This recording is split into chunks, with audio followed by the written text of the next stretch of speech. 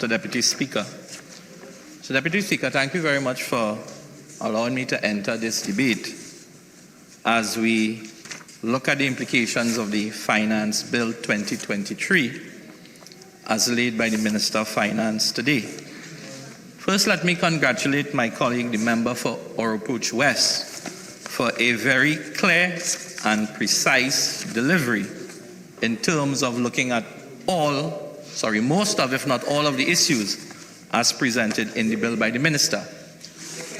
The Minister, the MP, my colleague from Oropouche West, identified that although the Minister of Finance claimed that the bill was simple, it was indeed complex in terms of the impact and the rationale behind why the minister had to come, albeit year after year, to make these amendments to really make up for failed economic policies that has plagued this government for the last 8 years. Mr. Deputy Speaker, what we continue to see in these finance bills are but patchwork measures that merely provide what I will call nominal assistance to really ease the pain and suffering from the poor and the working poor in this country because of failed economic policies year after year. Mr. Deputy Speaker, I want to address one or two items in the time allocated to me, and I will first respond to the Minister of Digital Transformation, who would have spoken specifically on Clause 4, Item 3. Mr. Deputy Speaker, I want to remind Trinidad and Tobago of an old saying that an ounce of prevention is better than a pound of cure. Mr. Deputy Speaker, the proposal with the tax incentive, and I have no issue with the tax incentive, the minister spent the majority of his delivery talking or speaking to a cure rather than what I believe should be the focus of prevention. And I will get into that a bit, Mr. Deputy Speaker. Mr. Deputy Speaker, this proposal for the $500,000 tax exemption, it really sticks out like a sore thumb, because the introduction of this tax allowance in respect to a company's investment in software and hardware network security, I see no fundamental problem with that, because it has given all companies the ability to make an investment in an area where they may not have the necessary funding to be able to invest in a high-quality product to secure their networks. But I would have thought, Mr. Deputy Speaker, that the focus of this government, more so after the last month of the impact of cyber attacks to TSTT, the Southwest Regional Health Authority, and some other agencies, that they would have focused not only on the network and hardware and software side of it, but the prevention, which to me is the public awareness in terms of the cyber crime environment, which can culture digital behavior. So if we can reduce the incidence of cyber crimes, it really reduces the financial, the technical, the manpower, resources that you want at the highest level, if we can focus a bit on the prevention of cyber crimes. So I would have thought the government would have come today and perhaps look at an additional amendment to put some funding or some effort in the area of public awareness. And the other part that I thought the Honorable Minister could have spent some time in his response was to give a clear picture of where this parliament and this country has to go with our cybercrime legislation that has been dormant for many, many years. And on top of that, perhaps what is the status with our ratification of the Budapest Convention, Mr. Deputy Speaker, which is critical in terms of the investigation, the transnational nature of cybercrimes. Signing on to the Budapest Convention would give Trinidad and Tobago and our agencies the ability to really deal with it from an investigative, lawmaking, cooperative type of relationship with our international partners. But neither of those two areas were explored today, Mr. Deputy Speaker. So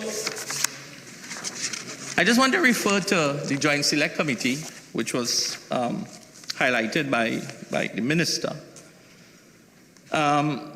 He identified there were over 200 reported cyber attacks in 2019. Now, 200 cyber attacks is an alarming amount in a small population like ours, Mr. Deputy Speaker. Most persons in the country would have been aware of the TSTT breach, the Southwest Regional Health Authority breach. I think I saw in the newspaper where Blue Waters had an issue a couple of weeks ago as well. But why? After that, when you had TSTT, the CEO of TSTT lost her job, tens of thousands of citizens' private data were exposed on the internet, but yet not a peep from the government in terms of bringing or expediting or having some emergency that we can deal with the legislation, the legislative component of dealing with the issues of cybercrime, Mr. Deputy Speaker.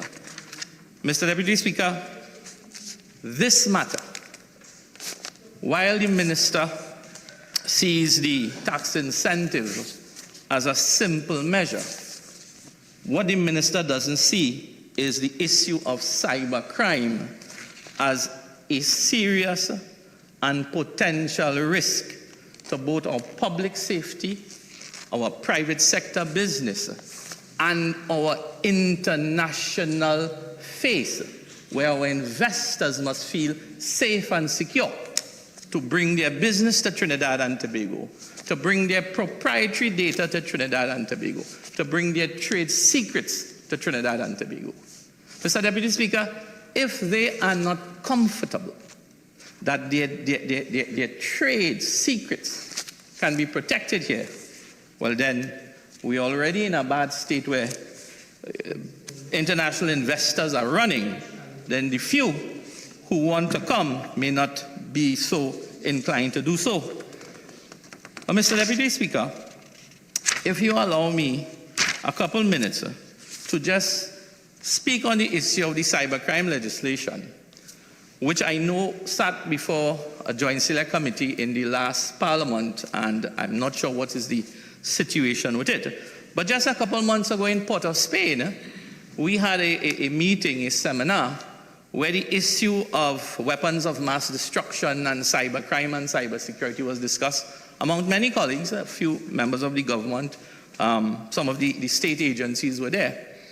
And it was critical, Mr. Deputy Speaker, why Trinidad and Tobago has to pursue its signing up on or of that Budapest Convention. Mr. Deputy Speaker, what it will provide for us outside of just the software and the hardware incentive for businesses to benefit in terms of lifting their level of preparedness, our legislative arms through our cybercrime legislation, we must be able to enhance the legal framework, Mr. Deputy Speaker. Mr. Deputy Speaker, signing the convention would assist Trinidad and Tobago in really pushing hard and fast to have an effective legal system to combat cybercrime. What it also opens us up to, Mr. Deputy Speaker, is the international cooperation.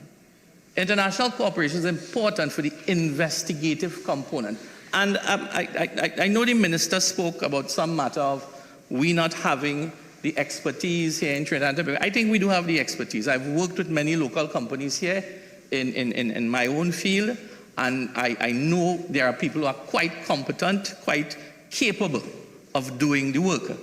But what they need is the ability to extend their arms across the oceans to get assistance from multiple agencies, Interpol, Europol, whatever agencies all over the world that could help us here in terms of the investigation, plugging the holes and so on. So that is not another area why it's important that the minister ought to be pushing to bring this to our parliament, Mr. Deputy Speaker.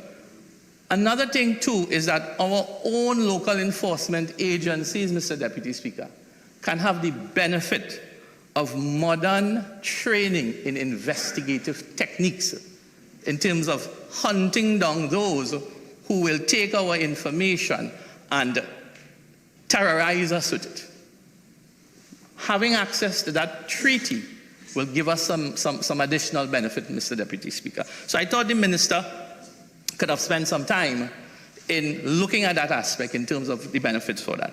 The other issue on that is obviously the capacity building because of the interaction and the economic and business confidence, which is a trade matter. It's a trade and business matter that we must establish to the world that we have the ability, the capacity to protect you when you're here to do business. So that is all I want to say about the importance of getting our legislation done, getting our legislation before the Parliament, and working towards getting us on board with the Budapest Convention. Mr. Deputy Speaker, I want to spend just a couple minutes on the area of public awareness, because I mentioned that an ounce of prevention is better than a pound of cure.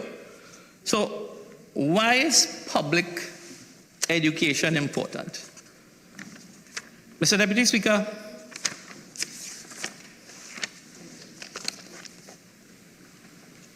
we do not have a very digital savvy population.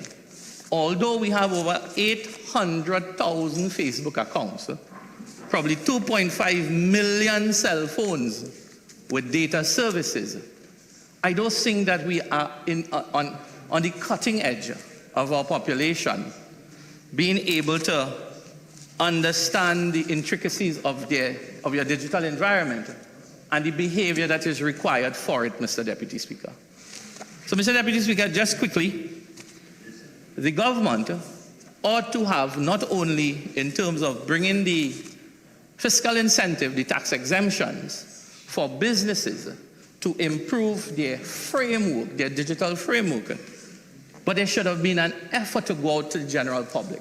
And let us start making our citizens aware of their digital environment, the digital behavior that is required in a modern society, which we want to adopt here in Trinidad and Tobago. So the first thing, Mr. Deputy Speaker, awareness and prevention. If we sensitize our public, educate the public about the nature and the tactics of these cybercrime felons, right? We will create a system where our population can recognize and identify threats. If we can get our population to recognize and identify, there will be a reduction in those who are getting caught, Mr. Deputy Speaker. Mr. Deputy Speaker, part of the prevention as well ought to be the promoting of safe online practices and behaviors. So, public education, Minister, simple things like, having strong passwords, don't put your birthday. Mr. Deputy Speaker, when you look at emails and when you have to change your password and there's certain security questions, they will ask you, what's your first car? What is the color of your first car? What is your niece or your nephew? But you know what we do? We go on Facebook and we put a picture of we first car and say, this is my bestie. You put all your secret information that you're putting in those challenges and you put it on Facebook. And that's the social engineering that the cybercrime felons, they look at. and they get access to your email, and when you're in your email, you get access to credit card, your banking information. People share any and everything on their email. So that is a training we need to give people. Don't put Visa card information and so on in your email. So the public awareness practices. Regular software updates in your own home. Those are something that people must do. Sharing, the comfort of sharing personal information. People are too comfortable, Mr. Deputy Speaker, in sharing personal information on Facebook, on Instagram. And these are the things that social engineering, these felons in the cyber world, they take that and they beat you to your own way. So the public awareness minister, it will augment that money that the government is investing. Quite frankly, I'm in support of that. But if we don't have the public part of it, we may be throwing good money behind bad money. If we get to that point where we are sufficiently appraised as a public in terms of your digital behavior and conduct, we will see an increase in the reporting, Mr. Deputy Speaker. And if we have an increase in reporting, the response time from our agencies can improve.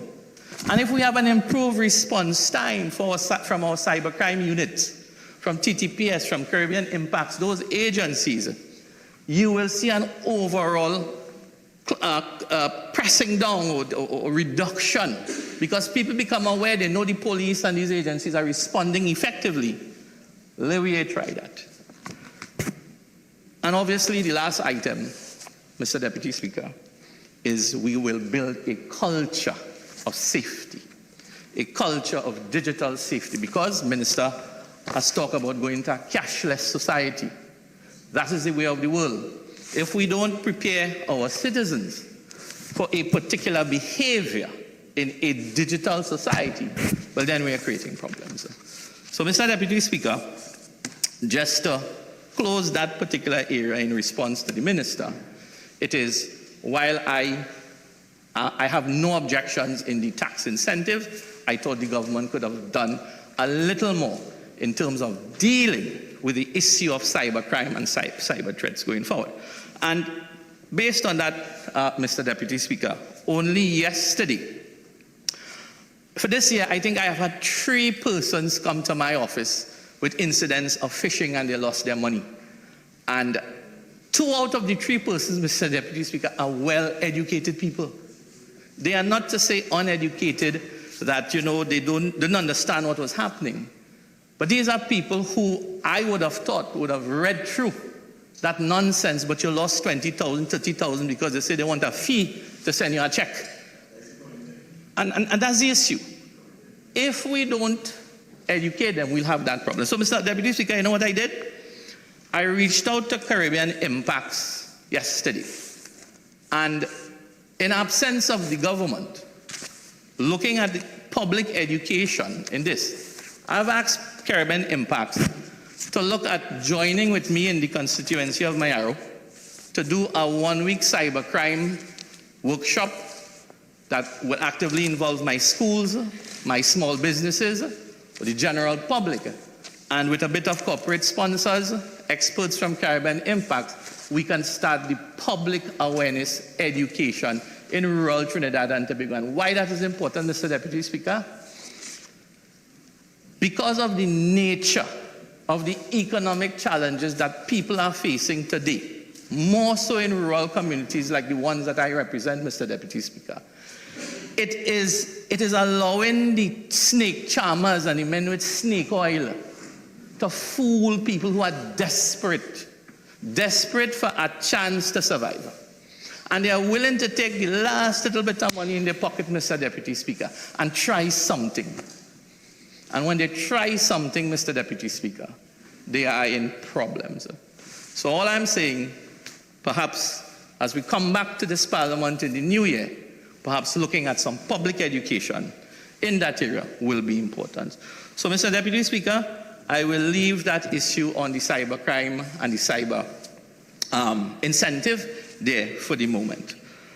Mr. Deputy Speaker, as we are on clause 4, I also want to bring into the conversation the tax allowance for corporate sponsorship. public and private schools in Trinidad and Tobago. I want to agree with my colleague from Oropouche West that we should never have to be in a position where we have to beg private sector to help. Our schools should never end up in that position. I'm not going to go down the road as to how we get there. I think everybody in this country knows how we get there. There is a culture that we have had to deal with for years, and when you put that with 8 successive years of poor management by this administration, the government has no choice but to go beg cap in hand for corporate sponsorship to help our schools. Mr. Deputy Speaker, schools are important. It is important, the welfare of our children, their education, and their education is not only numerics, arithmetic, and language. Sporting and sporting disciplines as well is very important for the full development of the child. And be that as it may, but we have ended up in a place where the state has to go begging corporate sponsors. But you know what's missing in the legislation? Or missing in the language of the state, Mr. Deputy Speaker? There is no effort by the state to promote it. The state has to promote this to the private sector. The state has to help or to encourage the private sector. Just put it as an incentive and you put it on the headline for one day, Mr. Deputy Speaker. That is not going to get the results that I think that the state is looking for. And I want to give you an example, Mr. Deputy Speaker. Many schools in the constituency that I represent, I have 19 primary schools and 5 secondary schools, Mr. Deputy Speaker. All of them, most of them are in fairly reasonable condition, but there are quite a bit of them that has issues with their fields, their outfields, their electrical, some drainage. You have some of them with the libraries that are not working properly, they are not designed properly, they have issues with ACs and so on. And I know the PTAs, they struggle, Mr. Deputy Speaker, they struggle to raise funds to at least get their children in some sort of comfort for the learning experience. So, be that how it may, how we got here, I want to ask corporate Trinidad and Tobago to utilize the incentive and help our rural schools. Help the schools in my constituency. Use that incentive to help us get our libraries going, to help us refurbish our washroom facilities and so on. Help us get our playgrounds. Mr. Deputy Speaker, if you allow me to just give you an example. This year, 2023, Rio Claro West and Rio Claro East, both teams, one is a girls' team, the Rio Claro West is a girls' team, and East is a boys' team. Both of them were successful. They won their league tournaments. But you know how they won those tournaments, Mr. Deputy Speaker? And when I heard these stories, they had to borrow pads and bats and gloves and gears from older students, other schools, just to be able to get the gears to be fit for training and to get them into the league. And both of them won. You know what I did, Mr. Deputy Speaker? I went and I begged, and I'm sorry this wasn't there this year because I'm sure I've got more money for them. I was able to get some sponsorship to buy some new gears for both schools. Both schools. And both of them are now outfitted to prepare for the tournaments next year. But you know what, sadly, Mr. Deputy Speaker, I wrote the Ministry of Education and Sport TT. I wrote both agencies and I asked, in lieu of the performance of these children from rural Trinidad and Tobago, they've done so well, they've jumped the hurdles to success. Let us give them a little buy.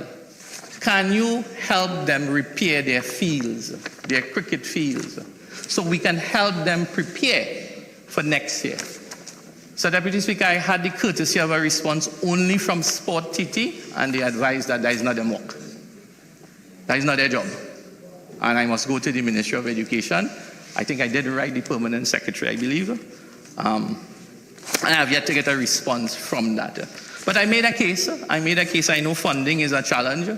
But I was saying, if we have these children that have performed well, let us give them an opportunity to do better. So, Mr. Deputy Speaker, in terms of this particular incentive, I do believe that if the state can promote it more, can have a public education drive on it, I think every single MP who is responsible for every constituency in this country will be in a better position to be able to go and ask for corporate support to get their schools going, because the education of our children is important. It's way beyond the politics of the day, and I will stand by that any day, Mr. Deputy Speaker.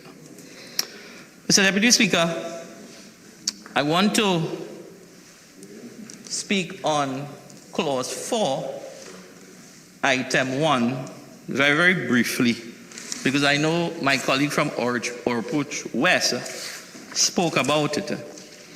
And this particular incentive of waiving the business levy charges for certain manufacturers who are exporting, I don't know if that is enough. I don't know if that waiver of that 0.6% is sufficient to allow our manufacturers to ramp up to what they have asked to double their exports by 2025. Mr. Deputy Speaker, I believe that the government must be a little more forward, get to our manufacturing association, and really have some purposeful dialogue and look at our environment and see where there are opportunities for multi-sectoral growth in our export market, Mr. Deputy Speaker. I don't know if this 0.6% is enough to really drive the type of change that we're looking for. Just recently, Mr. Deputy Speaker, it is my understanding that we do have a very intense, very good, very broad trade arrangement with Canada in terms of free access for goods and services into the Canadian market as well, Mr. Deputy Speaker.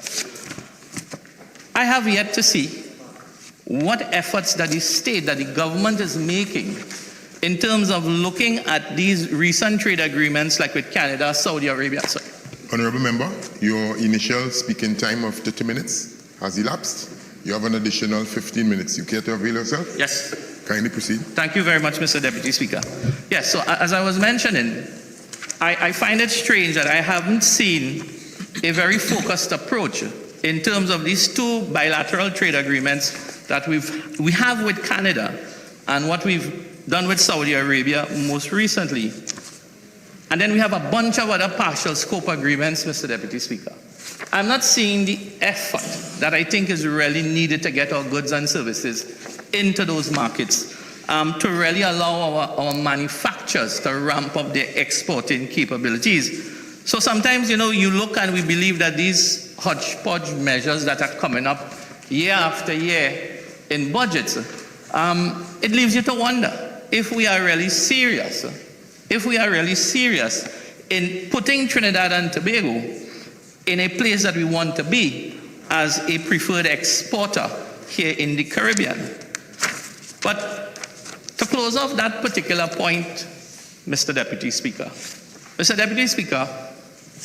not wanting to sound like a broken record, because I've been looking at trade and finance for the last 7 years in this parliament.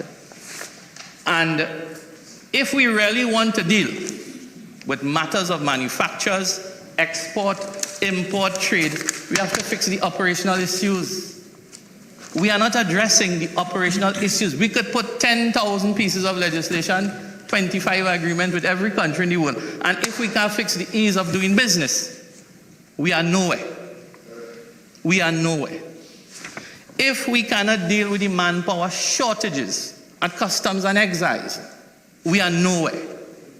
Mr. Deputy Speaker, there's a system called CESS, C-E-S-S, where containers can be red flagged to go to this area, and a specific thorough check is done based on the items in the container and so on to make sure that there is adequate provision for the charging of the right duties. But Mr. Deputy Speaker, every Monday morning is another complaint. It's either the trucks to pull the containers not working, the scanner is down, people not turning up for work, and every time a business owner has to put off a cess inspection, the demurrage fees goes up. The holding fees at the port goes up. And you are talking about businesses that are in heavy competition, and their markup and their margins are so low. And when the container finally arrives in Rio Claro, he now has to pay $45,000 or $50,000 more than what the container would have originally cost him to get into Rio Claro. So I want to connect it back to this 0.6% business levy waiver, in that we could put how much fiscal measures, Mr. Deputy Speaker, to enhance our ability for export. But if we don't deal with operational issues like what I now mentioned, that is not going to help our businesses. And if we help our businesses, Mr. Deputy Speaker, we put people to work. And when we put people to work, Mr. Deputy Speaker, we put food on their table, and we will get a society where you have, people who are motivated. They wake up in the morning and they want to contribute to our society. So when we don't address these operational issues, we are creating a spiral effect going down, Mr. Deputy Speaker. Mr. Deputy Speaker, those are things that I feel that when the government comes with these amendments to the legislation to make the promise in the budget to bring it to life, I wonder if there is an opportunity to do some additional work. So they would have had enough time from the presentation of the budget in October to get all the feedback from the business association, from the general public, get the feedback and come with something extra. Come with something extra that it sells you and your government going into the new year. But you failed that miserably, Mr. Deputy Speaker. That is something that is not done. It has never been done.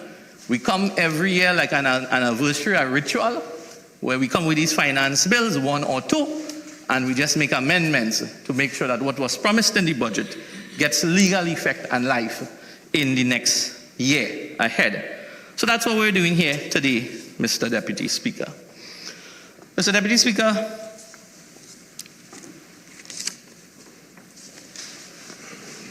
I just want to close and remind the government that at the end of the day, nobody in this chamber, not me at least, and I'm sure none of my colleagues sitting here, wants to see anybody fail in this country. We don't.